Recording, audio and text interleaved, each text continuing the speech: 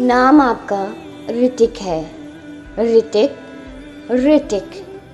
ऋतिक नाम का मतलब होता है दिल से धारा, पानी की एक धारा।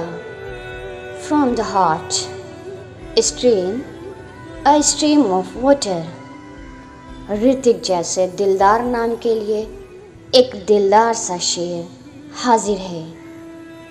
मोहब्बत उल्फतो चाहत के दम से, मोहब्बत उल्फतो चाहत के दम से ऋतिक ने सबके दिल को जीत रखा है। मोहब्बत उल्फतो चाहत के दम से ऋतिक ने सबके दिल को जीत रखा है। हमारे चैनल को जल्दी से सब्सक्राइब कीजिए ताकि हम ऐसी ही वीडियोस के साथ आपकी खिदमत में हाजिर हों। हमारी आने वाली 3 नेक्स्ट नेम वीडियोस हैं रिमझिम, करामत और अक़दस। अगर आप भी चाहते हैं कि आपकी भी ऐसी ही नेम वीडियोस बने तो अपना नेम कमेंट सेक्शन में ज़रूर मेंशन कीजिए।